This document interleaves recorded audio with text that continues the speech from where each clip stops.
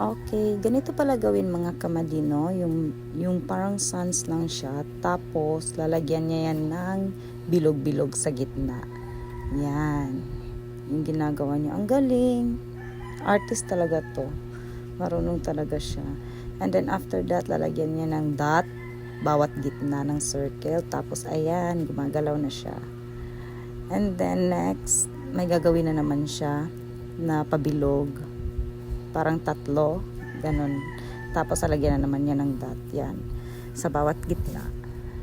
Sa 30 years ko, ngayon ko lang nakita to.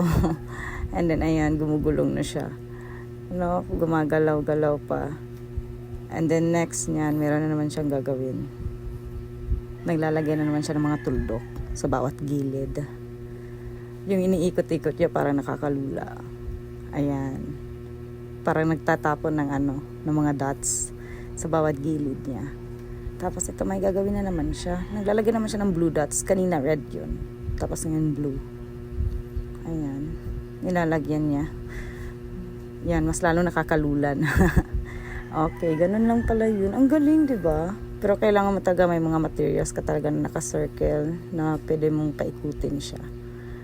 So, ganun lang pala yun. Ayan, may nilalagay na naman siya. Mga dots na naman. Paparamihin niyo yung dots. Siguro artist to. Magaling to eh. Yan. Oh, mas lalong dumadami. The more maglalagay ka ng dots, the more dumadami siya. Dumadami yung parang gumagalaw-galaw. Diba? Ang galing. Simple materials lang. Parang 3 materials ang yung gamit niya.